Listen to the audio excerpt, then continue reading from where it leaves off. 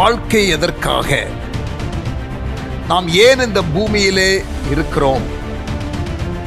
நம்முடைய வாழ்க்கையின் அர்த்தம் என்ன?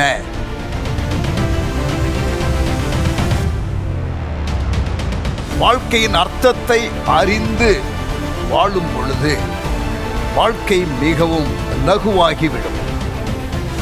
தேவையில்லாத காரியத்தில் நாம் சிக்கிக்கொள்ள மாட்டோம்.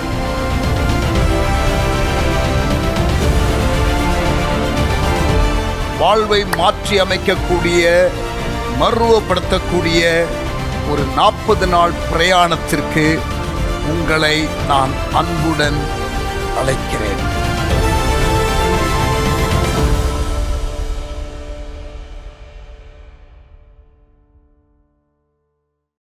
Praise the Lord. Once again, welcome to the study of the Purpose-Driven Life book. நோக்கத்தினால் வழிநடத்தப்படும் வாழ்க்கை என்ற புஸ்தகத்தினுடைய 17வது அத்தியாயம், chapter 17, A place to belong. அங்கம் வகிப்பதற்கு ஒரு இடம். ஒரு கம்யூனிட்டி ஆஃப் பிலீவர்ஸோடு நம்ம கனெக்டடாக இருக்கணும் என்ற காரியத்தை நாம் படித்தோம். 2வது நோக்கம், தேவன் நாம் தனிமையாக இருக்கக்கூடாது என்று விரும்புகிறார். நாம் ஐக்கியத்திலே, சமுதாய வாழ்விலே இருக்க வேண்டும். God does not want to be in isolation. மனிதன் பாவம் செய்கிறதற்கு முன்னதாகவே ஆண்டவர் மனுஷன் தனிமையாய் இருப்பது நல்லதல்ல என்று சொல்லிவிட்டார். Even before the fall of man, God did say that it is not good for man to be alone. ஆண்டவர் மனிதனை ஒரு சமுதாய வாழ்விலே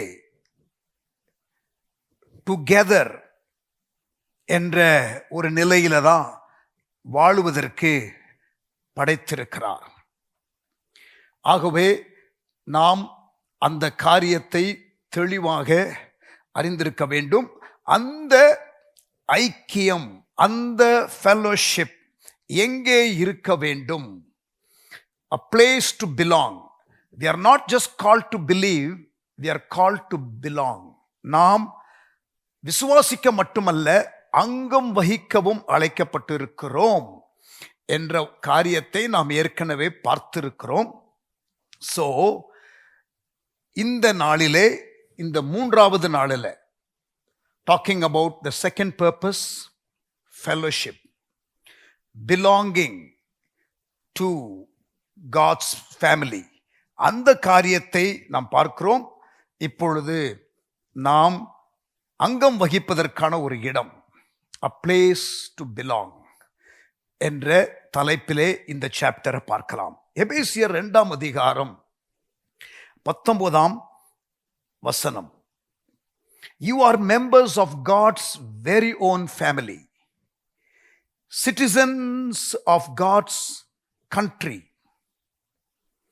and you belong in God's household with every other Christian. Living Bible Translation. திருப்பி வாசிக்கிறேன். எபேசியர் 2:19. You are members of God's very own family, citizens of God's country, and you belong in God's household with every other Christians. நீங்கள் தேவனுடைய சொந்த குடும்பத்தாரும் தேவனுடைய நகரத்தின் குடிமக்களுமாய் இருக்கின்றீர்கள். மற்ற கிறிஸ்தவர்களுடனே நீங்கள் தேவனுடைய வீட்டின் அங்கமாய் இருக்கிறீர்கள். 1 தீமோத்தேயு 3ஆம் அதிகாரம் 15ஆம் வசனம். God's family is the church of the living God, the pillar and foundation of the truth. இந்த தேவனுடைய வீடு என்பது ஜீவனுள்ள தேவனுடைய சபையாகவும் சத்தியத்திற்கு தூணும் ஆதாரமுமாய் இருக்கிறது என்று 1 தீமோத்தேயு 3:15 வாசிக்கிறோம். மனிதன் பாவம் செய்வதற்கு முன்னதாகவே தனியாய் இருப்பது நல்லதல்ல என்று ஆண்டவர் சொல்லிவிட்டார்.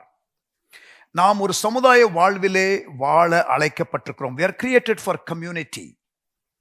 We are fashioned for fellowship. We are formed for a family.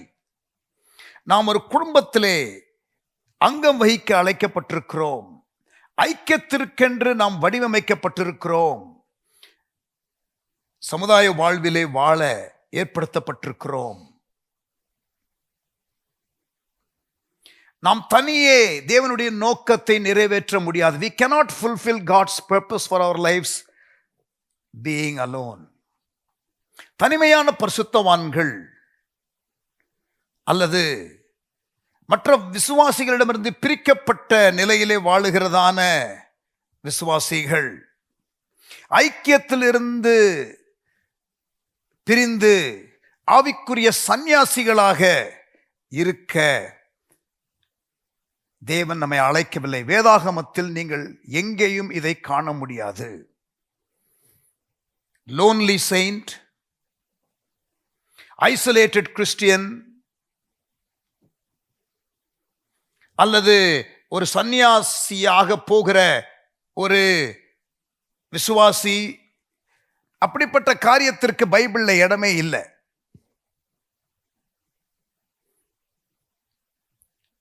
இந்த ஃப்ரேசஸை நீங்க அடிக்கடிக்கு கேட்கலாம், வாசிக்கலாம், பார்க்கலாம். புதிய ஏற்பாட்டில் put together, join together, build together, members together, heirs together, fitted together, held together, will be caught up together. ஒன்றாக வைக்கப்பட்டு, ஒன்றாக இணைக்கப்பட்டு, ஒன்றாக இசைவாக கட்டப்பட்டு, ஒரே சரீரத்தில் ஒன்று சேர்ந்த அவயவங்களாக, ஒன்றான சுதந்திரவாளியாக, ஒன்றாக பொருத்தப்பட்டு, கூட்டி ஒன்றாக சேர்க்கப்பட்டுள்ள நாம் ஒன்றாகவே மேலே எடுத்துக்கொள்ளப்படுவோம். 1 கொரிந்தியர் 12:12, எபேசியர் 2:21-22, எபேசியர் 3ஆம் அதிகாரம் 6ஆம் வசனம், 4ஆம் அதிகாரம் 16ஆம் வசனம், கொலோசையர் 2:19, 1 தெசலோனிக்கேயர் 4:17 ஆகிய வசனங்களில் இப்பொழுது நான் சொன்னதான டுகெதர், ஒன்றாக இணைந்து, ஒருவருக்கொருவர் என்ற சொற்பதங்களை நாம் பார்க்க முடியும். Listen, while your relationship to Christ is personal, God never intends it to be private. உங்களது தீர்மானம் தேவனை பின்பற்றுவதற்கு நீங்கள் எடுக்கிற தீர்மானம் ஒரு தனிப்பட்ட ஒரு தீர்மானமாக இருந்தாலும், இது யாரோடும் சேராமல் தன்னிச்சையாக இருப்பதற்காக ஏற்படுத்தப்பட்ட ஒரு காரியம் கிடையாது. ரகசியமாக நடக்கிற, ஒருவருக்கும் தெரியாமல் நடக்கிற காரியங்கள் இது கிடையாது. மற்ற விசுவாசிகளோடு கனெக்டடாக இருக்கத்தான் ஆண்டவர் நம்மை தெரிந்தெடுத்திருக்கிறார். நாம் நித்திய காலமாய் இணைந்து இருப்பதற்காகத்தான் தேவன் நம்மை ஏற்படுத்தி இருக்கிறார். ரோமர் 12:5, ரோமன்ஸ் சாப்டர் 12 and verse 5, அநேகராகிய நாமும் கிறிஸ்துவுக்குள் ஒரே சரீரமாய் இருக்க ஒருவருக்கொருவர் அவயவங்களாய் இருக்கிறோம்.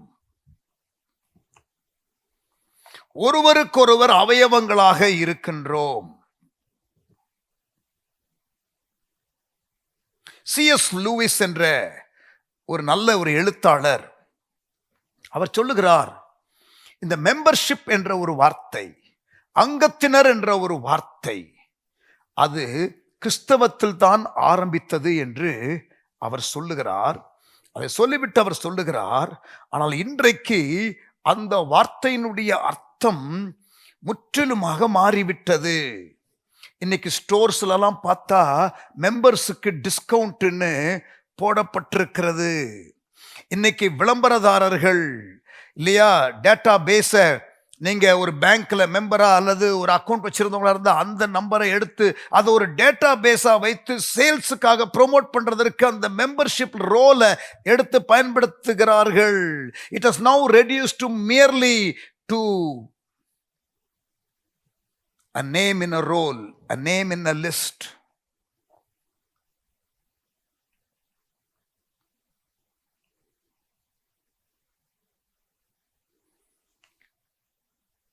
With no requirement or expectation.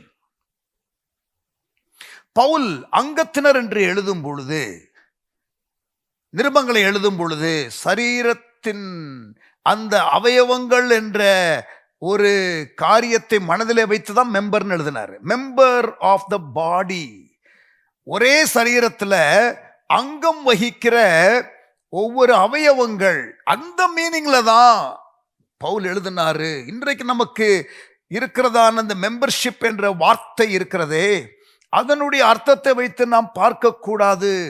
When Paul wrote the word member of the church, he meant being a vital organ of the body of Christ. சரீரமாகிய சபையிலே அங்கம் வகிக்கிற ஒரு காரியத்தை மனதில் வைத்துதான் அவர் சொல்லுகிறார். an indispensable and interconnected organ of the body. ரோமர் 12 மறுபடியுமாக 4-5 வசனங்களை வாசிக்கிறேன். ஏனெனில் நமக்கு ஒரே சரீரத்தில் அநேக அவயவங்கள் இருந்தும் எல்லா அவயவங்களும் ஒரே தொழில் இராதது போல, அநேகராகிய நாமும் கிறிஸ்துவுக்குள் ஒரே சரீரமாய் இருக்க ஒருவருக்கொருவர் அவயவங்களாய் இருக்கிறோம். ஒருவருக்கொருவர் அவயவங்களாக இருக்கிறோம். கிறிஸ்துவின் சரீரத்திலே நாம் அங்கத்தினர்களாக இருக்கிறோம். We need to recover and practice the biblical meaning of membership. அங்கத்தினர் என்ற அந்த வேதாகம வார்த்தை, அதனுடைய அர்த்தத்தின்படி நாம் வாழ வேண்டும். சபை என்பது ஒரு கட்டிடம் அல்ல. சபை என்பது விசுவாசிகள் இணைந்து வரும்பொழுது அது சபையாக இருக்கிறது. ஞாயிற்றுக்கிழமை நம்ம சபைக்கு போகல, சபையாக கூடி வருகிறோம். ஞாயிற்றுக்கிழமை நம்ம அந்த பர்டிகுலர் கட்டிடத்தில் கூடாம ஒரு மரத்தடியில் கூடினா கூட அதுவும் சபை கூடி வருதல் தான். We don't meet in a church, we meet as a church. நாம் சபையிலே கூடவில்லை, சபையாக கூடுகிறோம். அதுதான் சரியான அர்த்தம். We are not an organization, we are an organism. நாம் ஒரு நிறுவனம் அல்ல, நாம் ஒரு ஜீவனுள்ள ஒரு தேவனால் ஏற்படுத்தப்பட்ட ஒரு காரியம். சரீரமாகிய சபை, சரீரமாகிய சபை என்று பவுல் அடிக்கடி எழுதுகிறதை நீங்கள் புதிய ஏற்பாட்டிலே வாசிக்கலாம். சரீரத்திலே எந்த ஒரு அங்கமும் அந்த சரீரத்தோடு கனெக்டடா இல்லைனா உயிரும் இருக்காது, அதற்கு பிறகு செயல்பாடும் இருக்காது. You lose life and purpose when you disconnect from the main body. A part of the body cannot exist on its own. தனியாக ஒரு அங்கம் செயல்பட முடியாது. ரோமர் 12:4-5 மறுபடியும் நான் வாசிக்கிறேன். ஆனால் மெசேஜ் என்ற ஒரு ஆங்கில மொழியாக்கத்தின் அதை வைத்து நான் தமிழிலே சொல்லியிருக்கிறதை நான் வாசிக்கிறேன், கவனியுங்கள். Romans 12:4-5 the message version. சரீர அவயவம் ஒன்றொன்றும் முழு சரீரத்தினால்தான் முக்கியத்துவம் பெறுகின்றன. நாம் இங்கு குறிப்பிடும் சரீரம் தெரிந்து கொள்ளப்பட்ட மக்களால் ஆன கிறிஸ்துவின் சரீரமாகிய சபை. அவருடைய சபையின் அங்கமாக இணைந்துதான் ஒவ்வொருவரும் நமது வேலையையும் நமது வாழ்க்கையின் பொருளையும் கண்டு கொள்ளுகின்றோம். வெட்டுண்டு போன கை விரலாக அல்லது தரிக்கப்பட்டு போன கால் விரலாக நாம் என்ன பயன் பெறக்கூடும்? ஒரு உறுப்பை வெட்டி தனியா போடுறதுனால அதனால என்ன பலன் உண்டாகும்? அதுக்கு உயிர் போகும், துடிக்கும், கொஞ்ச நேரம் கொஞ்சம் ஆக்டிவா இருக்கிற மாதிரி இருக்கும், அதற்கப்புறம் ஒன்றும் இருக்காது, செயல்பாடும் போய்விடும். எபேசியர் 4:16 very important Bible verse.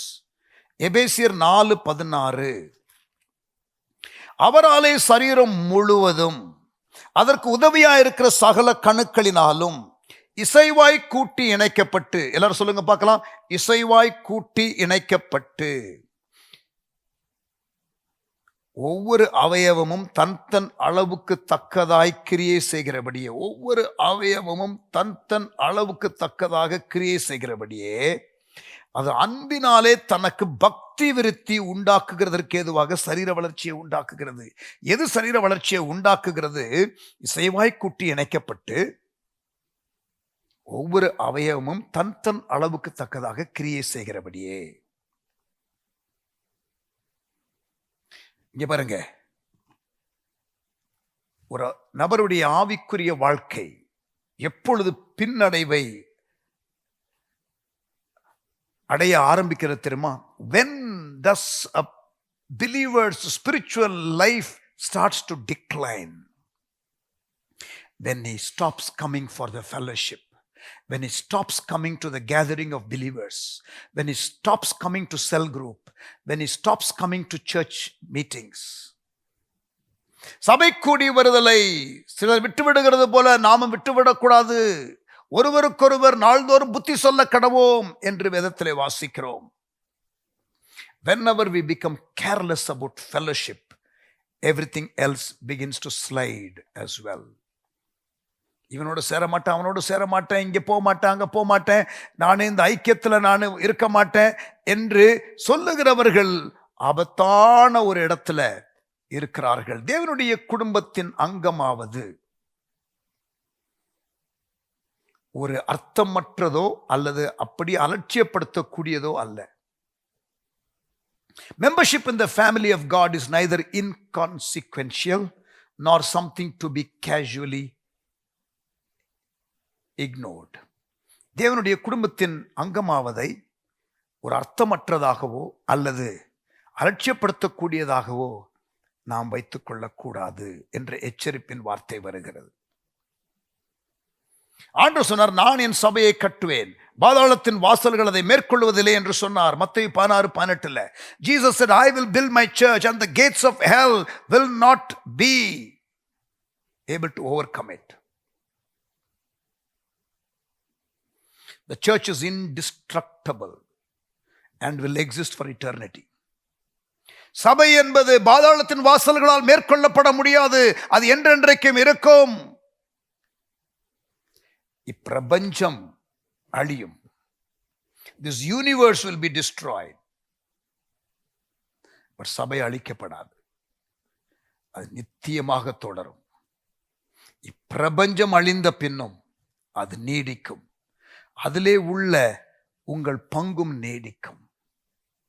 Therefore, the person who says, I don't need the church, is either arrogant or ignorant.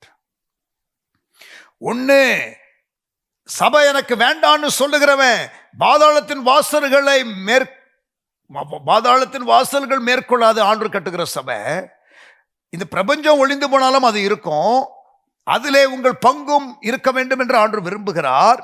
இந்த சபையை வேணான்னு சொல்லுகிறவன்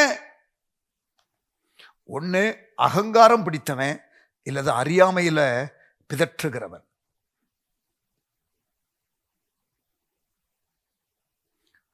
Listen, the church is so significant that Jesus died on the cross for it. இந்த சபை என்பது எவ்வளவு முக்கியம் தெரியுமா? சிலுவையில இயேசு அதற்காக, அதை பிறப்பிக்கிறதற்காக அவர் உயிரை கொடுத்தார். எப்படி ஆதாமனுடைய அந்த விலா எலும்பிலிருந்து ஏவாள் உண்டானாலோ அதே போல இயேசுனுடைய விலாவிலே ஈட்டியை வைத்து குத்தினார்கள், சபை பிறந்தது.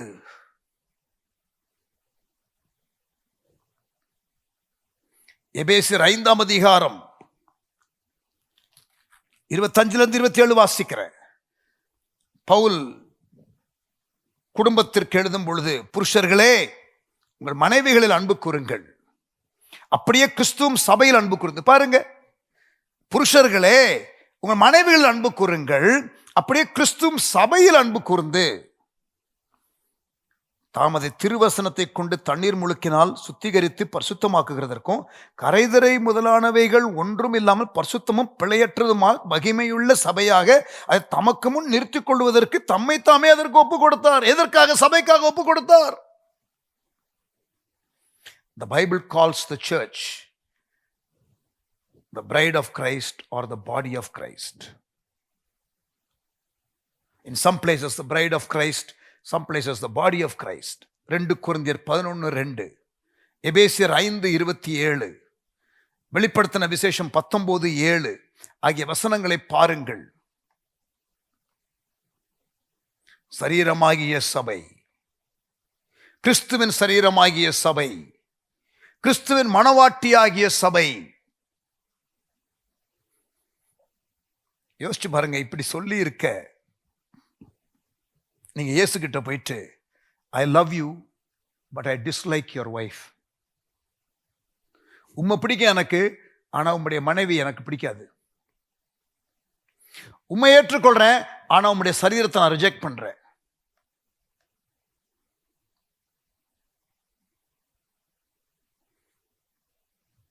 இதைத்தான் நாம் செய்கின்றோம். சபை வேண்டாம் என்று சொல்லும் பொழுது it is disregarding and disrespecting Jesus. உங்கள் ஆவிக்குரிய குடும்பத்தை நேசியுங்கள் என்று வேதம் கூறுகின்றது. 1 பேதுரு 2:17.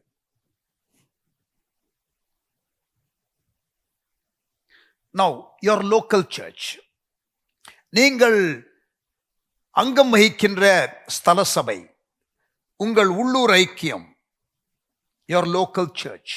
பைபிள்ல சபை என்ற வார்த்தை எங்கெல்லாம் வருகிறதோ ஒரு சில ஸ்பெஷல் இன்ஸ்டன்சஸ் தவிர, ஒரு சில இடங்களில் தவிர, சபை என்று வருகிற இடம் எல்லாம் ஒரு வட்டார திருச்சபை, visible congregation, a local congregation.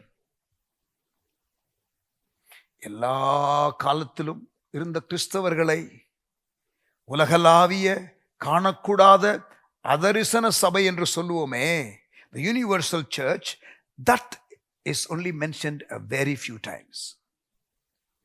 காணக்கூடிய வட்டார ஸ்தல சபை, ஒரு லோக்கல் சர்ச் என்ற காரியம்தான் அடிக்கடி பயன்படுத்தப்பட்டிருக்கிறது. சபையிலே அங்கம் வகிக்கிறது என்பதை புதிய ஏற்பாட்டில் நீங்கள் வாசிக்கும் பொழுது அதை மக்கள் ஏற்றுக்கொண்டு அறிந்து கொண்டு பழக்கப்பட்டு செயல்பட்டு கொண்டிருந்த ஒரு காரியமாக கருதிதான் அங்கே எழுதப்படுகிறதை நான் வாசிக்கிறேன். இங்க பாருங்க, எபேசியர் 2:19. எபேசியர் 2:19.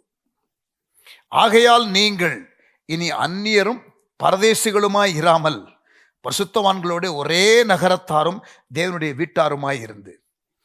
நான் சில நாட்களுக்கு முன்பதாக இந்த பரதேசிகள், அதாவது பூமியின் இந்த வாழ்க்கையே ஒரு பரதேசியான ஒரு வாழ்க்கை என்ற அர்த்தத்தோடு இஸ்ரவேல் ஜனங்கள் வனாந்தரத்திலே பரதேசிகளாக இருந்தார்கள், அதற்கு பிறகு வாக்கு பண்ணப்பட்ட கானானுக்குள் போனார்கள் என்ற காரியங்கள்லாம் இருக்கிறது. ஆனால் பொதுவாக பூமியின் வாழ்க்கை புதிய ஏற்பாட்டில் இது ஒரு பரதேசி வாழ்க்கை போல என்று அடிக்கடி அந்த வார்த்தை பயன்படுத்தப்பட்டதை நான் உங்களுக்கு சொன்னேன்.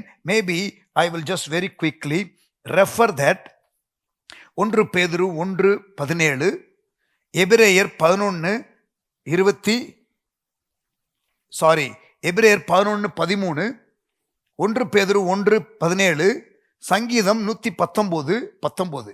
இதிலெல்லாம் பூமியின் வாழ்க்கையே ஒரு பரதேசியான ஒரு வாழ்க்கை என்ற அர்த்தத்தோடு இருக்கிறது. ஆனால் இங்கே பாருங்க, அந்நியரும் பரதேசிகளும் என்று வாசிக்கிறோம்.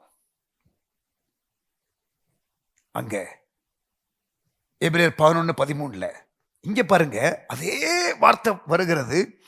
ஆகையால் நீங்கள் இனி அந்நியரும் பரதேசிகளுமாயிராமல் பரிசுத்தவான்களோட ஒரே நகரத்தாரும் தேவனுடைய வீட்டாருமாயிருந்து. நீங்க சபைக்கு அங்கம் வகிக்க ஆரம்பித்த உடனேயே அந்த பரதேசிங்கிற ஒரு நிலைமை மாறி நித்தியத்திற்காக வேர்பிரிக்கப்பட்ட ஒரு அங்கத்தினராக நீங்கள் அங்கே வந்து சேஃபாக அமர்ந்து கொள்ளுகிறீர்கள். ஆமென். யாரு சபையில இல்லாம இருந்தாங்கன்னா, புதிய ஏற்பாடுல நீங்க பைபிள் படிக்கும் போது சபை ஒழுங்கு, பாவத்தினால இருக்கிறவர்கள் சபையை தீட்டுப்படுத்தாதபடிக்கு எவ்வளோ சொல்லியும் கேட்காமல் ஒரு அந்த கிராஸ் பப்ளிக் சின், எல்லாரையும் பாதிக்கக்கூடிய பாவ காரியத்தில் ஈடுபடுகிறவர்களை சபையை விட்டு விலக்கி வைப்பார்கள். Search discipline. அவர்கள் தான் சபையிலே அங்கம் வகிக்க மாட்டார்கள். 1 கொரிந்தியர் 5 1-13, கலாத்தியர் 6 1-5, 1 Corinthians 5 1-13, Galatians 6 1-5. You will read about church discipline.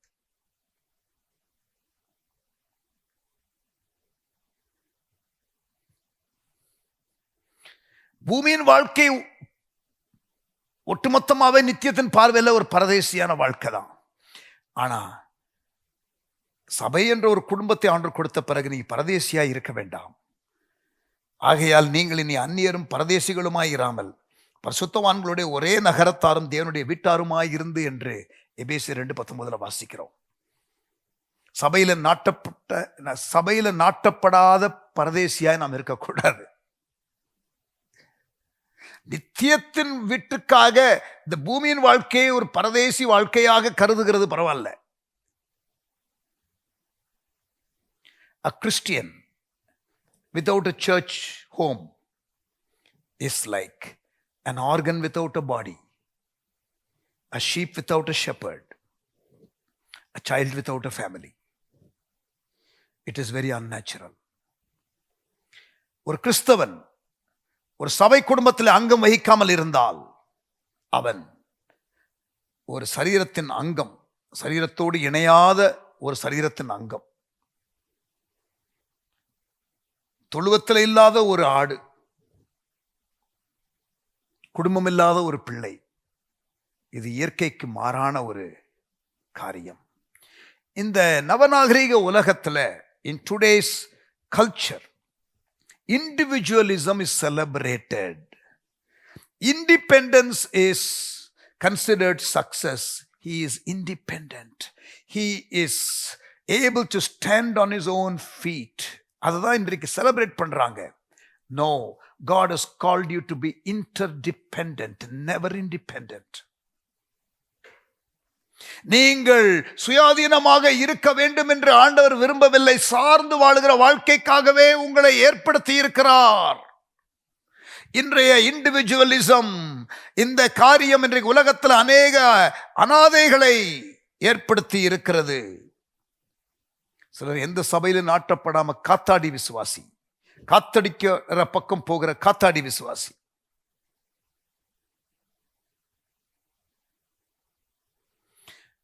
Do you think you can be a good Christian without belonging to a church?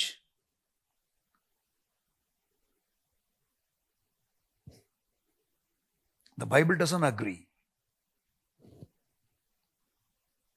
God doesn't agree. I don't agree either. You can never be a good Christian without belonging to a group of Christians. ஒரு கிறிஸ்தவ சமுதாயத்திற்குள்ள நீங்கள் இல்லாமல் நீங்கள் ஒரு நல்ல கிறிஸ்தவனாக இருக்கவே முடியாது. நீங்கள் ஒருவருக்கொருவர் அன்பா இருந்தால் தான் நீங்கள் சீஷர்கள் என்று வேதம் தெளிவாக சொல்லுகிறது.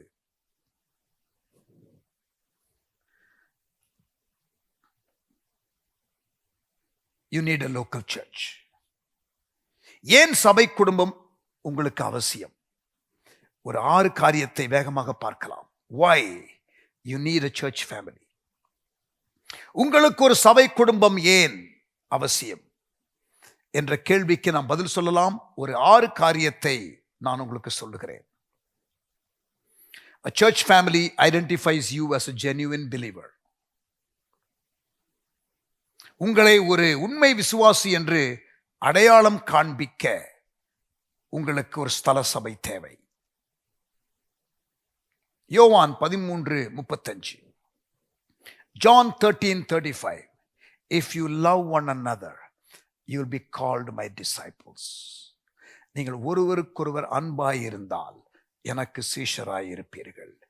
சீஷன் என்ற ஒரு சர்டிபிகேட்டு, a good believer அப்படிங்கிற ஒரு சர்டிபிகேட்டு வேணும்னா நீங்கள் ஒருவருக்கொருவர் என்ற பந்தத்துல இருந்தே ஆக வேண்டும்.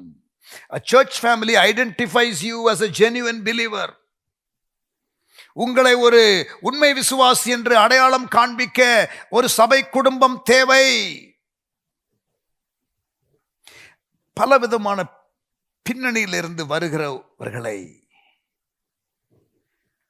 ஒரே இடத்திலே சேர்க்கிற ஒரு அமைப்பு தான் திருச்சபை.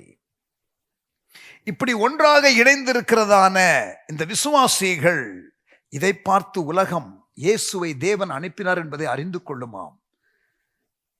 It not only unites us from diverse backgrounds, the church, it is also a witness to the world who we are and reveal who Christ is. நாம் யார் என்பதையும், நாம் சீஷர்கள் என்பதையும், இயேசுவை தேவன் உலகத்திற்கு அனுப்பினார் என்பதையும் வெளிப்படுத்தி காட்டுகிற ஒன்று. கலாத்தியர் 3:28,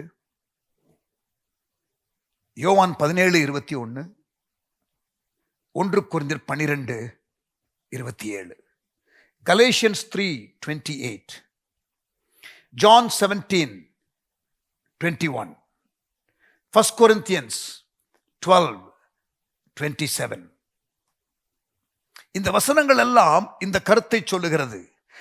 பல பின்னணியில இருந்து வருகிற நம்மை அந்த நடுச்சுவரை உடைத்து, யூதன் என்றும் இல்லை, கிரேக்கர் என்றும் இல்லை என்ற காரியத்தை உடைத்து நம்மை ஒரே ஐக்கியத்திலே கொண்டு வந்து நிறுத்தி, நாம் யார் என்பதையும் உலகத்திற்கு இயேசுவை அறிவிக்கிறதற்கு ஒரு சாட்சியாகவும் இருக்கிற ஒரு அமைப்பு தான் for the world to believe Jesus, for the world to testify that you are a disciple. Church is there. முதலாவது, உங்களை ஒரு உண்மை விசுவாசி என்று அடையாளம் காண்பிக்க ஒரு சபை குடும்பம் தேவை. A church family identifies you as a genuine believer. Number 2, why do we need a church family? We're answering that question. உங்களுக்கு ஒரு சபை குடும்பம் ஏன் அவசியம் என்ற கேள்விக்கு பதில் சொல்லிக் கொண்டிருக்கிறோம். இரண்டாவது, a church family moves you out of self-centered isolation. It moves you out of self-centered isolation. சுயத்தை மையமாக கொண்டு வாழுகின்ற அல்லது தனிமையிலே வாழுகின்ற ஒருவனை அதிலிருந்து வெளியே கொண்டு வருகிறது. 1 கொரிந்தியர் 12:26, 1 Corinthians chapter 12 and verse 26. ஆதலால் ஒரு அவயவம் பாடுபட்டால் எல்லா அவயவங்களும் கூட பாடுபடும், ஒரு அவயவம் மகிமைப்பட்டால் எல்லா அவயவங்களும் கூட சந்தோஷப்படும். நம்ம தனிமையில வாடுகிறதை, சுயநலமாக இருக்கிற அந்த அவல நிலையிலிருந்து சபை குடும்பம் நம்மை வெளியே கொண்டு வரும். சுயத்தை மையமாக கொண்டு தனிமையிலே வாழுகிற ஒருவனை வெளியே கொண்டு வருகிறது சபை குடும்பம். A church family moves you out of self-centered isolation. உங்களுக்கும் எனக்கும் தேவையான ஆதரவு அமைப்பை திருச்சபை கொண்டுள்ளது. God has placed the much needed support mechanism in the fellowship of believers. எபேசியர் 4:16, ஒவ்வொரு அவயவமும் தன் தன் அளவுக்கு தக்கதாக கிரியை செய்கிறபடியே. ரோமர் 12:4-5, கொலோசையர் 2:19, 1 கொரிந்தியர் 12:25. இந்த வசனங்கள் எல்லாம் நாம் பலமுறை வாசித்திருக்கிறோம், இன்னமும் வாசிப்போம். முக்கியமான வசனங்கள் எபேசியன்ஸ் 4:16, ரோமன்ஸ் 12:4-5, Colossians 2:19, 1 Corinthians 12:25. இங்க பாருங்க, இயேசுக்கு எந்த அளவுக்கு நம்ம ஒப்பு கொடுக்கிறோமோ, அல்லது இயேசு எந்த அளவுக்கு நமக்கு ஒப்பு கொடுத்தாரோ, அதே போல நாமும் சபையிலே உள்ள மற்றவர்களுக்கு ஒப்பு கொடுக்க வேண்டுமாம். Biblical fellowship is being as committed to each other as we are to Jesus Christ. God expects us to give our lives for each other.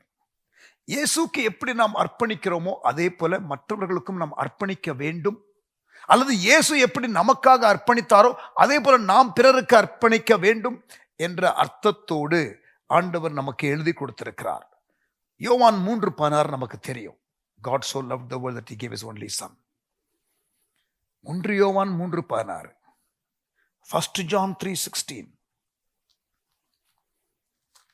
1 யோவான் 3:16, அவர் தம்முடைய ஜீவனை நமக்காக கொடுத்ததினாலே அன்பு என்னதென்று அறிந்திருக்கிறோம். அது எல்லாருக்கும் தெரியும். நாமும், இதுதான் முக்கியம், நாமும் சகோதரருக்காக ஜீவனை கொடுக்க கடனாளிகளாய் இருக்கிறோம். God expects us to give our lives for other believers. That is why he places us in the church family. நாம்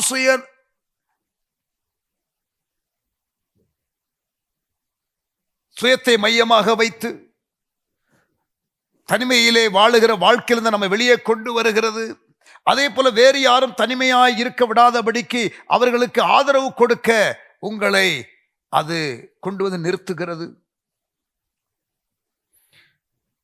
முதலாவது, உங்களை ஒரு உண்மை விசுவாசி என்று அடையாளம் காண்பிக்க சபை குடும்பம் தேவை. உங்களை சுயத்தை மையமாக கொண்டு வாழுகிற நிலையிலிருந்து உங்களை வெளியே கொண்டு வர சபை குடும்பம் தேவை. மூன்றாவது, a church family helps you develop spiritual muscle. உங்களது ஆவிக்குரிய உறுதியான தசையை நீங்கள் வலுவாக்க உங்களுக்கு தேவை. எபேசியர் 4:16, Ephesians 4:16,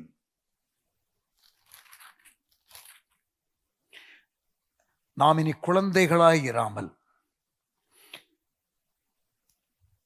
14 வாசிக்கிறேன். நாம் இனி குழந்தைகளாய் இராமல் மனுஷருடைய சூதும் வஞ்சிக்கிறதுக்கு தந்திரம் உள்ள போதகமாகிய பலவித காற்றினாலே அலைகளைப் போல அடிப்பட்டு அலைகிறவர்களாய் இராமல் ஸ்டேபிளா இருப்பதற்கு அன்புடன் சத்தியத்தை கை கொண்டு தலையாகிய கிறிஸ்துவுக்குள் எல்லாவற்றிலேயும் நாம் வளர்கிறவர்களாய் இருக்கும்படி அப்படி செய்தார். 5-fold மினிஸ்ட்ரி ஆண்டவர் கொடுத்ததற்கான நோக்கத்தை அங்கே சொல்லிவிட்டு 16ஆம் வசனத்துக்கு வாங்க.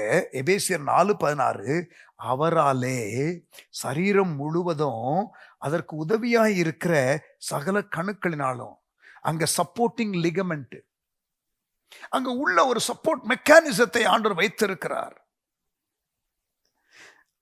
உதவியா இருக்கிற சகல கணுக்களினாலும் இசைவாய் கூட்டி இணைக்கப்பட்டு fitly joined together, ஒவ்வொரு அவயவமும் தன் அளவுக்கு தக்கதாய் கிரியை செய்கிறபடிய சரீரமாகிய சபையில எப்படி நம்முடைய சரீரத்திலே உள்ள அங்கங்கள் ஒவ்வொன்றும் செயல்படுகிறதோ, வித்தியாசமான செயல்பாடுகள் இருக்கிறதோ, அதே போல நாம் செயல்பட வேண்டும் என்று ஆண்டவர் எதிர்பார்க்கிறார். You will never grow by just attending services or listening to sermons. ஞாயிற்றுக்கிழமை ஆராதனை அட்டன் பண்ணி பிரசங்கம் கேட்டுட்டு போகிறதுனால நீங்கள் வளரப் போவது இல்லை. You must belong to serve. அங்கம் வைக்கணும், சேவிக்கணும். You must belong and serve other organs in the body. நீங்க வளருவதற்கு அதனை வாசிக்கிறோம். ஒவ்வொரு அவயவமும் தன் அளவுக்கு தகுந்த கிரியை செய்கிறபடி அது அன்பினாலே தனக்கு பக்தி விருத்தி உண்டாக்குகிறதற்கு எதுவாக சரீர வளர்ச்சியை உண்டாக்குகிறது. We grow together. ஒருவருக்கொருவர் என்ற வார்த்தை 50 முறைக்கு மேல வருகிறது என்று நான் பல முறை சொல்லியிருக்கிறேன்.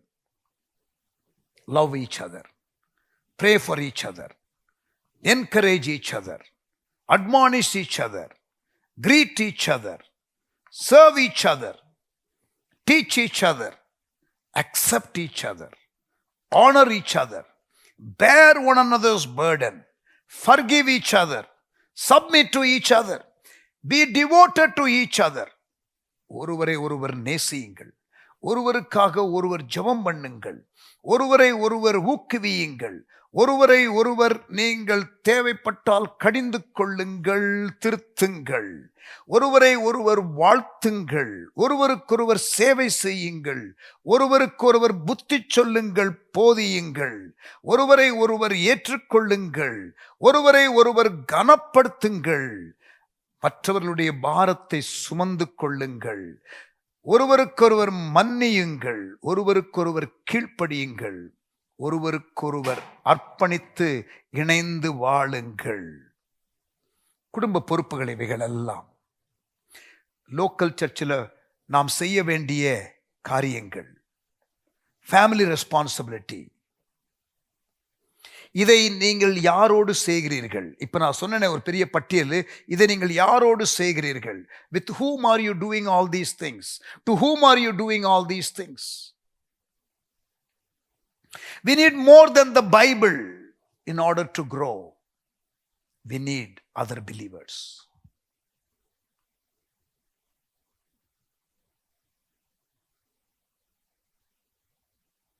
We grow faster and stronger by learning from each other. ஒருவரிடத்திலிருந்து ஒருவர் கற்றுக்கொள்ளும் பொழுது நாம் வேகமாகவும் உறுதியாகவும் நாம் வளர முடியும். Being accountable to each other. ஒருவருக்கொருவர் கணக்கொப்புவிக்கும் நிலைமையில ஒருவர் பகிர்ந்து கொள்ளும் பொழுது பிறரிடத்திலே அவர்கள் கற்றுக்கொள்வார்கள். அதன் மூலமாக இங்க பாருங்க, இந்த பர்பஸ் ட்ரிவன் லைஃப் புக்கை எப்படி படிக்கிறோம்? தனியா படிக்காதீங்கன்னு சொல்லியிருக்கோமா இல்லையா? இந்த புஸ்தகத்தின் ஆரம்பத்தில் முதல்ல உடன்படிக்கை நண்பர் என்று சொல்லி ஒரு காரியத்தை எழுத சொன்னார் இல்லையா Rick Warren? Be accountable, have a mentor, have a support system, have healthy peer pressure, share your stories, let them share their stories, learn from one another, peer learning, community learning, together learning. We are better together. சொல்லுங்க பார்க்கலாம். We are better together.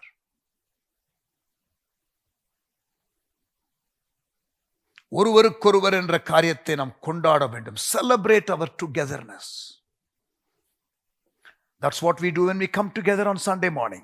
ஞாயிற்றுக்கிழமை மாலையில் ஆராதனைக்கு வரும் பொழுது நாம் என்ன செய்கிறோம்? இணைந்து கர்த்தரை கொண்டாடுகிறோம். Celebrating our togetherness. We are together again. Hallelujah.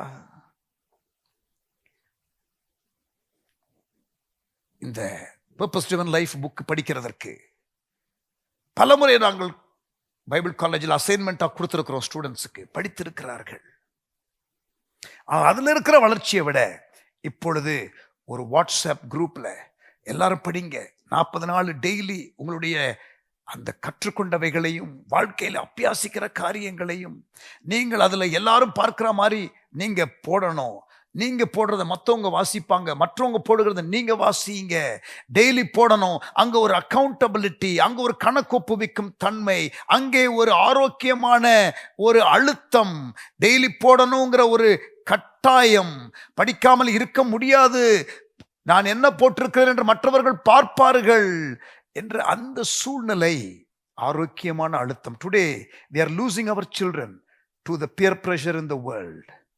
Should we not give healthy peer pressure in the church? ஆரோக்கியமான அழுத்தத்தை நாம் கொடுக்காமல் இருக்கிறோமோ? ஆரோக்கியமான அழுத்தத்தை நாம் கொடுக்க வேண்டுமோ என்ற கேள்விகள் எழும்புகிறது. உங்கள் ஆவிக்குரிய தசைகள். A church family helps you develop spiritual muscle. இங்க பாருங்க, சகல கணுக்களினாலும் இசைவாய் கூட்டி இணைக்கப்பட்டு ஒவ்வொரு பாட்டும் தன்னுடைய வேலையை செய்கிறதுனால the body is exercised as a whole. As every part does its work, the whole body is exercised and you develop healthy spiritual muscles. ஆரோக்கியமான ஆவிக்குரிய உறுதியான தசைகளை நாம் வலுவாக்குவதற்கு சபை குடும்பம் உதவியாக இருக்கிறது. 4வது, நம்பர் 4, உங்களுக்கு எவ்வளவு தேவையோ சரீரமாகிய சபைக்கு நீங்கள் தேவை. கிறிஸ்துவின் சரீரத்திற்கு நீங்கள் தேவையானதால் சபையின் குடும்பத்திற்கு நீங்கள் வர வேண்டும். The body of Christ needs you. ஆண்டவர் சபையில் ஒவ்வொரு நபருக்கும் ஒரு விசேஷ ஒரு நோக்கத்தை, விசேஷ தனித்தன்மையை, ஒரு யூனிக் ரோல் ஆண்டவர் கொடுத்திருக்கிறார். இதுதான் உங்களுடைய ஊழியம் என்று சொல்லக்கூடிய காரியம் சபைக்குள்ள. இது 4வது நோக்கத்தில் இன்னும் அழகாக நாங்கள் விளக்கி சொல்லுவோம். 1 கொரிந்தியர் 12:7 எடுங்கள். எல்லாருக்கும் வரங்கள் உண்டு. ஆண்டவர் எல்லாருக்கும் வரங்களை தருகிறார். எதற்காக கொடுக்கிறார்? ஆவியினுடைய அனுக்கிரகம் அவனுடைய பிரயோஜனத்திற்கென்று அளிக்கப்பட்டிருக்கிறது. இதை தமிழ் மொழியாக்கத்தில் கரெக்டாக நம்ம சொல்லணும்னா அந்த ஒரிஜினல் லாங்குவேஜ்ல இருந்து ஆவியினுடைய அனுக்கிரகம் யாவரின் பிரயோஜனத்திற்காக ஒவ்வொருத்தனுக்கும் அளிக்கப்பட்டிருக்கிறது. எனக்கு கொடுக்கப்பட்ட வரம் பிறரை கட்டுவதற்கு. நான் ஒரு குறிப்பிட்ட நாள் செல் குரூப்புக்கோ, ஒரு குறிப்பிட்ட நாள் சர்ச் சர்வீஸ்க்கோ நான் என்னுடைய அந்த கிருபைகளோடு நான் போகாவிட்டால் பிறருக்கு செய்ய வேண்டிய ஊழியம் அங்கே பாதிக்கப்படும். The church needs me. சரீரமாகிய சபைக்கு நான் தேவை. சரீரத்தில் நிறைய அங்கங்கள் இருந்தாலும் ஒவ்வொரு அங்கமும் ரொம்ப முக்கியம். ஒரு அங்கம் செயல்படாமல் இருந்தால் முழு சரீரம் பாதிக்கப்படும். 1 கொரிந்தியர் 12:7. We need one another.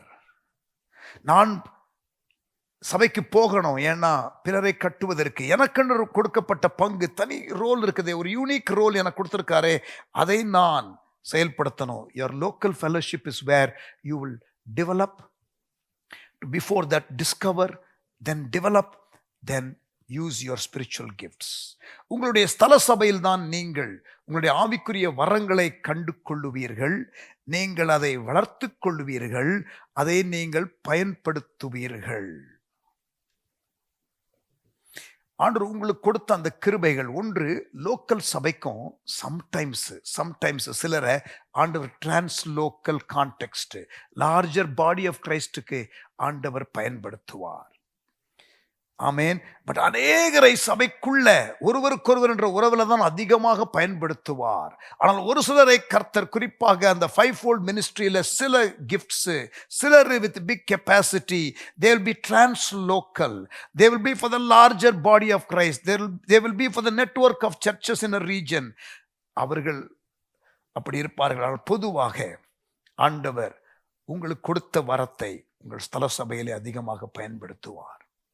Jesus has not promised to build your ministry. He has only promised to build his church.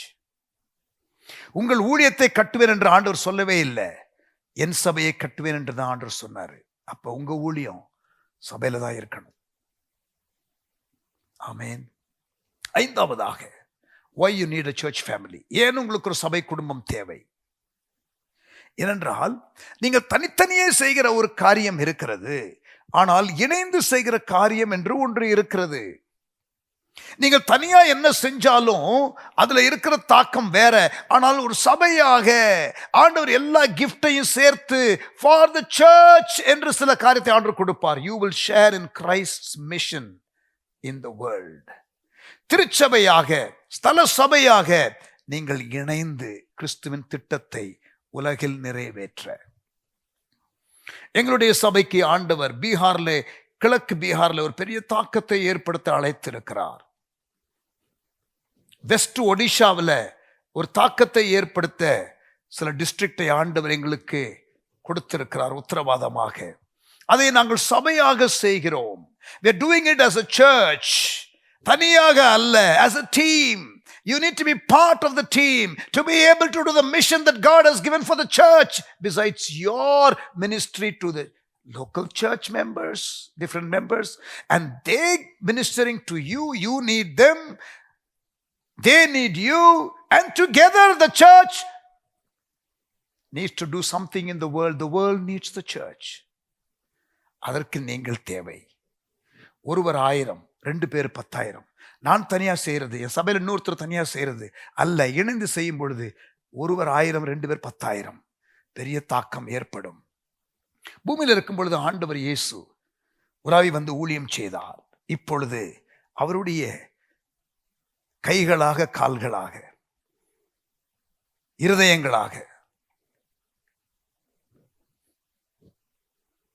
கண்களாக நாம் தான் இருக்கிறோம். Local church. He works through us in this world now. ஆமென். அவர் பரமேறி போன பிறகு தலையாகிய கிறிஸ்து, அந்த தலைக்கு தான் பதிலாக தான் 5 விதமான ஊழியங்களை கொடுத்தார். சரீரமாகிய சபை, விசுவாசிகள் இணைந்து it makes up the full body of Christ. தலையாகிய கிறிஸ்து இல்லையா? சரீரமாகிய சபை. இந்த தலை பரமேறி போகும் பொழுது இந்த தலைக்கு பதிலா 5 விதமான ஊழியங்களை கொடுத்தார். When he ascended, he gave gifts, the leadership gifts, to replace the head of the church here on earth. இந்த 5 விதமான ஊழியங்கள் ஆண்டவர் கொடுத்தாரு. சரீரமாகிய சபையோடு இணைந்து இயேசு செய்த ஊழியத்தை தொடர்ந்து செய்வதற்கு பூமியில சபை இருக்கிறது. அதை நாம் நிறைவேற்றாமல் இருக்கக்கூடாது. சபையிலே அங்கம் வைக்கணும். To be part of something bigger than you. உங்களை காட்டிலும் மேலான காரியத்தில் ஈடுபடுவதற்கு ஆண்டவர் உங்களை சபையில வைத்திருக்கிறார். ஆறாவதாக, a church family will keep you from backsliding. நீங்கள் பின்மாற்றம் அடையாதபடி உங்களை உங்கள் சபை குடும்பம் பாதுகாக்கிறது.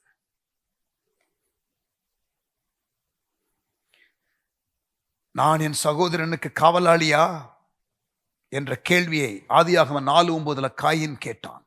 Am I my brother's keeper? You are your brother's keeper. நீங்கள் பிறருக்காக இருக்கணும், அவர்கள் உங்களுக்காக இருப்பார்கள். சபையிலே உங்களுக்கு பாதுகாப்பு உண்டு. இணைந்திருக்கும் பொழுது நமக்கு பாதுகாப்பு உண்டு. None of us are immune to temptation. சோதனைக்கு யாரும் விதிவிலக்கு அல்ல. Given the right situation, you and I are capable of any sin. நிற்கிற எவனும் தான் விழாதபடி எச்சரிக்கையாயிருக்க கடவன். 1 கொரிந்தியர் 10:12.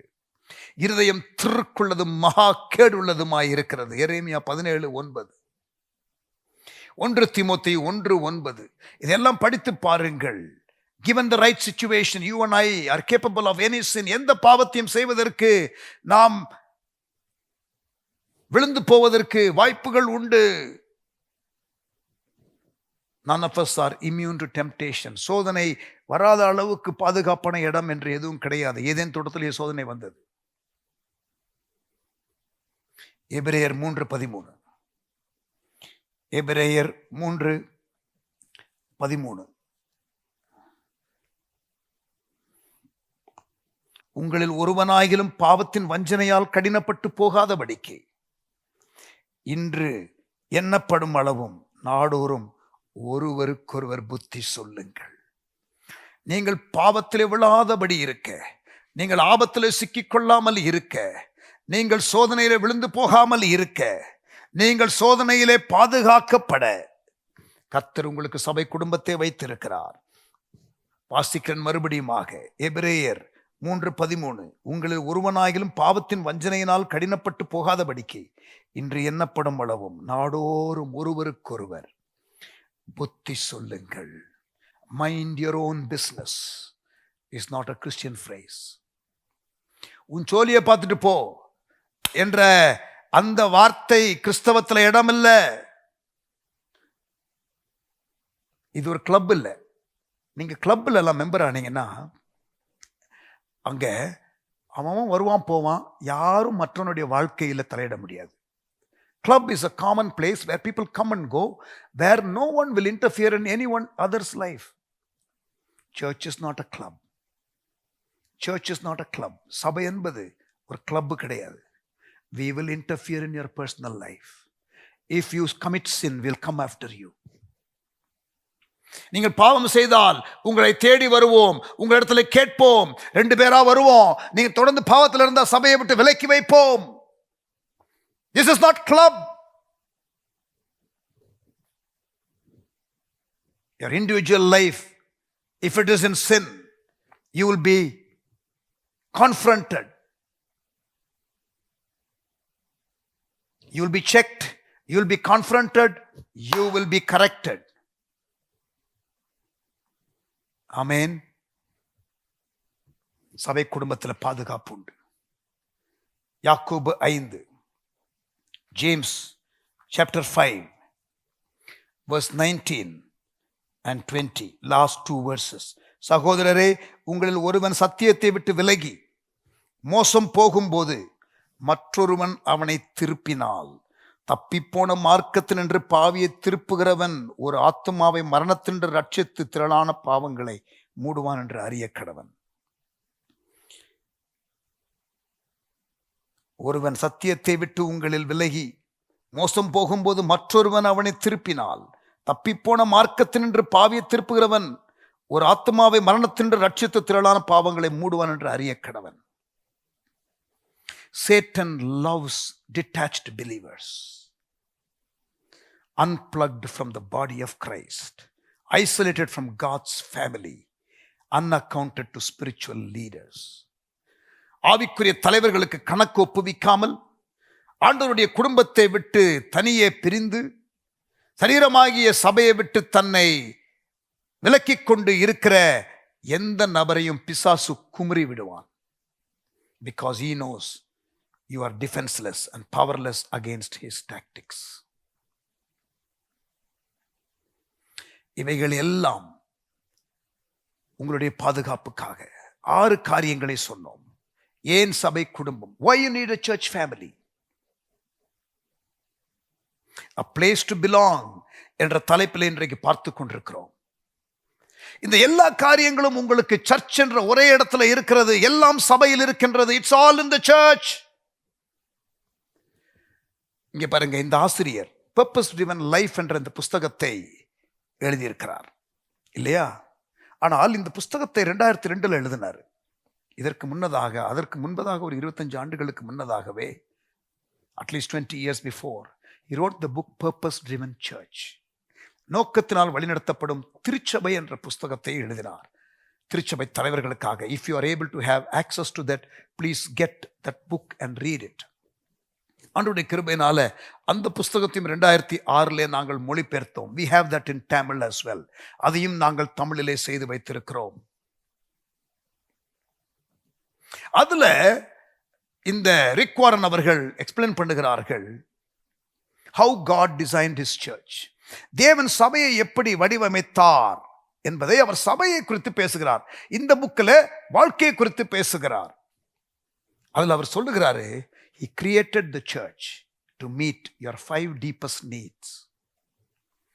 நோக்கத்தினால் வழிநடத்தப்படும் வாழ்க்கை என்ற புஸ்தகத்தை இப்பொழுது வாசிக்கிறோம். நோக்கத்தினால் வழிநடத்தப்படும் திருச்சபை என்ற புஸ்தகத்தை எழுதின இதே ஆசிரியர் அதிலே அவர் எழுதுகிறார், தேவன் திருச்சபையை அவர் மிகவும் நேர்த்தியாய் உருவாக்கினார், வடிவமைத்தார். உங்களுடைய 5 அடிப்படை தேவைகளை சந்திக்கிறதற்காக ஆண்டவர் திருச்சபை ஏற்படுத்தினார். A purpose to live for, a people to live with, a profession to live out, principles to live by, power to live on. 5 காரியங்கள். வாழ்வதற்கு ஒரு நோக்கம் காட்டுவதற்கு திருச்சபை, சேர்ந்து வாழ ஒரு மக்கள் கூட்டம் திருச்சபை, செயல்பட ஒரு பணி திருச்சபை, கடைபிடிக்க வேண்டிய கொள்கைகள் போதிக்கிற திருச்சபை, வாழ்வதற்கான பலன் சத்துவம் கொடுக்கிற திருச்சபை. A purpose to live for, a people to live with, a profession to live out, principles to live by, power to live on. இந்த 5 காரியங்களை திருச்சபை தான் கொடுக்க முடியும். Worship, focus on God. Fellowship, to face life's problems. Discipleship, to fortify your faith. Ministry, to find your talents. Evangelism, to fulfill your mission. ஆராதனை, தேவன் பேரிலே கவனம் செலுத்துவதற்கு. ஐக்கியம், வாழ்வின் உங்களுடைய அன்றாட பிரச்சனைகளுக்கு உதவி செய்கிற ஒரு கூட்டம். சீஷத்துவம், உங்கள் விசுவாசத்தை பலப்படுத்துகிற ஒரு காரியம். ஊழியம், உங்களுடைய தாளந்துகளை கண்டு கொள்ளுகிற ஒரு இடம். சுவிசேஷ ஊழியம், உங்களுடைய நோக்கத்தை நிறைவேற்றுகிற ஒரு இடம். All these 5 cannot be found anywhere in the world except church. இந்த 5 காரியத்திற்கு பரிகாரம் உங்களுக்கு வேறு எதுவும் கிடையாது, வேறு எந்த இடமும் கிடையாது, திருச்சபை மட்டுமே. கேட்டீங்களா? இது வரைக்கும் ஆண்டவர் உங்களோடு கூட பேசுகிறாரா? இன்னும் சபையில நாட்டப்படாம இருக்கிற கர்த்தருடைய பிள்ளைகள் இருக்கிறீங்களா? சங்கீதம் 23 சங்கீதக்காரன் சொல்றான், கர்த்தருடைய வீட்டிலே நான் நீடித்த நாட்களாய் நிலைத்திருப்பேன். I will be in the house of the Lord forever. கர்த்தருடைய வீட்டிலே நீடித்த நாட்கள் நிலைத்திருப்பேன். அந்த வசனத்துல தான் இருக்குது, நன்மையும் கிருபையும் என்னை தொடரும். கர்த்தருடைய வீட்டிலே நீடித்த நாட்களாய் நிலைத்திருப்பேன். I will dwell in the house of the Lord forever. Goodness and grace will follow all the days of my life. Goodness and grace will follow all the days of your life. But you must dwell in the house of the Lord forever. You must plant yourself. அங்கே நீங்கள் நாட்டப்படணும். ஆமென். சங்கீதம் 92 Psalm 92. கர்த்தருடைய ஆலயத்திலே நாட்டப்பட்டவர்கள் எங்கள் தேவனுடைய பிரகாரங்கள் செழித்திருப்பார்கள். கர்த்தருடைய ஆலயத்தில் நாட்டப்பட்டவர்கள் செழித்திருப்பார்கள். 15ஆம் வசனம் சங்கீதம் 92. அவர்கள் முதிர் வயதிலும் கனித்தந்து புஷ்டியும் பசுமையுமாயிருப்பார்கள்.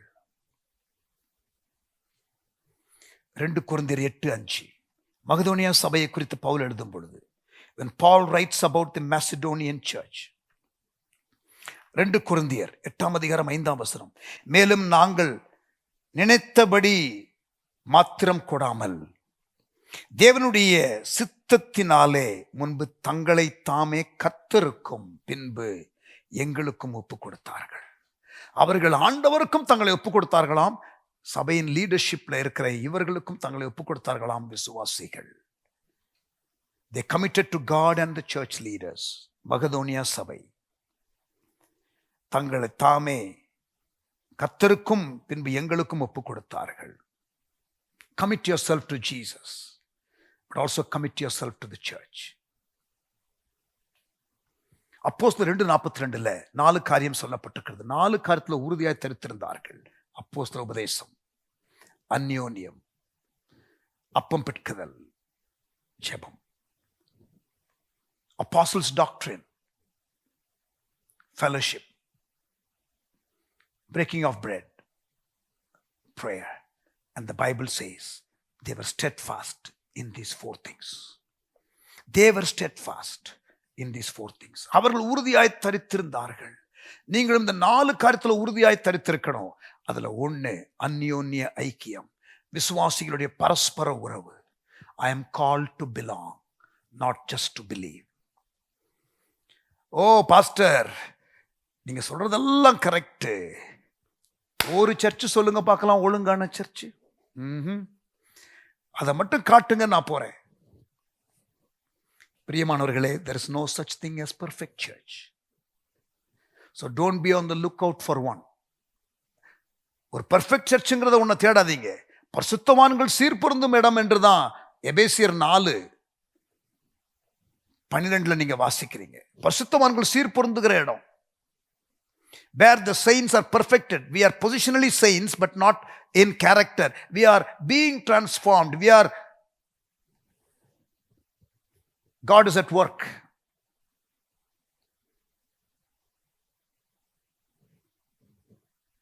Perfect சபை என்று ஒன்று கிடையாது. பூர்ணப்படுவதற்காக தேவன் நமக்கு கொடுத்த இடம் தான் சபை. அப்படி ஒருவேளை தப்பி தவறி ஒரு பெர்ஃபெக்ட் சர்ச்சை கண்டுபிடிச்சிங்கன்னு வச்சுக்கோங்களேன், போய் சேர்ந்துடாதீங்க. நீங்க போய் சேர்ந்ததுனாலேயே அது பெர்ஃபெக்ட் எல்லாம் போயிடும். No perfect church. Be there to serve. God expects you to commit yourself to your brothers and sisters in the local church. நிறைய பேர் ஓகே சர்ச்சுக்கு வர்றேன், ஞாயிற்றுக்கிழமை வர்றேன், ஆனால் சர்ச்சு மெம்பர் ஆக மாட்டேன். இங்கே பாருங்க, நீங்கள் மெம்பர்னு அந்த கார்டு அடித்து அந்த அது இல்லை நான் சொல்கிறது.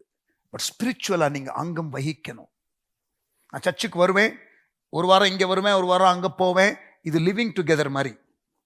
I won't commit to marriage. இன்றைக்கு பார்த்தீங்களா இந்த லிவிங் டுகெதர்னு இருக்குது. புருஷன் பொண்டாட்டியா திருமண வாழ்க்கையில் இணைய மாட்டாங்க, ஆனால் புருஷன் பொண்டாட்டியா வாழுவாங்க, இணைந்து வாழுவாங்க. No commitment. I can walk out of this marriage any time. I don't want to commit. I don't want to take root.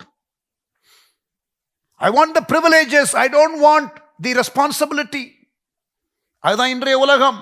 பிரியமானவர்களே, அப்படிப்பட்டதான ஸ்பெக்டேட்டரா, பார்வையாளரா வந்து போகிற நபராக இருக்கிறது சபையில் அங்கம் வைக்கிறதற்கு அடையாளம் கிடையாது. You must be partaker. You must take root. கர்த்தருடைய ஆலயத்தில் நாட்டப்பட்டவர்கள் பசுமையும் புஷ்டியுமா இருப்பார்கள். நாட்டப்படுறதுன்னு என்ன பாஸ்டர்? மற்ற விசுவாசிகளோடு பரஸ்பர உறவிலே, இந்த ஒருவருக்கொரு உறவிலே நீங்கள் இணைந்து இருப்பதுதான் அந்த காரியம். ஆமேன். கர்த்தர் உங்களை ஆசீர்வதிப்பாராக. 3 நாள் பார்த்திருக்கிறோம் 2வது நோக்கத்தை. இன்னொரு 4 நாட்கள் இருக்கிறது. கர்த்தருடைய ஆவியானவர் என்ன பேச விரும்புகிறாரோ, இந்த ஒரு புக்கா இருந்தாலும் ஒவ்வொரு நாளும் விசேஷ விதமாய் ஆண்டவர் இடைப்படுகிறார் உங்களோடு கூட. ஒவ்வொருவரோடும் எப்படி எப்படி இடைப்பட வேண்டுமோ அப்படி இடைப்படுகிறார் என்பதை நான் விசுவாசிக்கிறேன். கர்த்தருக்கு ஒப்பு கொடுங்க. கர்த்தர் உங்களை ஆசீர்வதிப்பாராக. தகப்பனே, எங்களோடு பேசிக் கொண்டிருக்கிறதற்காக ஸ்தோத்திரம். உமக்கே மகிமை செலுத்துகிறோம். தொடர்ந்து இடைப்படும். இயேசுவின் நாமத்தில் ஜெபிக்கிறோம். மீதியான பாடங்கள் இன்றைக்கு ஆண்டவரே உம்முடைய கிருபையினால நாங்கள் 17 சாப்டர்ஸை முடித்திருக்கிறோம். இன்னும் எங்களுக்கு 23 சாப்டர்ஸ் இருக்கிறது. இன்னும் பாதி தூரத்தை கூட நாங்கள் எட்டவில்லை. தொடர்ந்து நாங்கள் புஸ்தகத்தை வாசிக்கும் பொழுது, திருப்பி திருப்பி வாசிக்கும் பொழுது, எங்களையே நாங்கள் ஆண்டவரை வசனத்தின் கண்ணோட்டத்தில் பார்க்கும் பொழுது, மாற வேண்டிய காரியங்களை வெளிப்படுத்தும் பொழுது மாற உதவி செய்யும். இயேசுவின் நாமத்தில் ஜெபிக்கிறோம் எங்கள் நல்ல பிதாவே. ஆமேன். ஆமேன். Praise God for the church. ஆமேன். ஆண்டவருடைய திருச்சபைகளுக்காக ஆண்டவருக்கு ஸ்தோத்திரம். நான் என் சபையை கட்டுவேன், பாதாளத்தின் வாசல்கள் மேற்கொள்ளாது என்று சொன்னார். நித்திய நித்திய காலமாய் இருக்க போகிற சபையிலே நீங்கள் அங்கம் வைக்கிறீர்கள். உங்களுக்கும் அதில் உத்தரவாதம் உண்டு. ஆகவே சபை வேண்டாம் என்று சொல்லாமல் இருங்கள். கர்த்தர் உங்களை ஆசீர்வதிப்பாராக. 4 பேருக்கு ஆசீர்வாதமாக சபையில் வைப்பாராக. 4 பேர் உங்களுக்கு ஆசீர்வாதமாக இருப்பார்களாக. ஒருவருக்கொருவர் என்ற உறவிலே வளருவோமாக. தேவநாமத்தை மகிமைப்படுத்துவோமாக.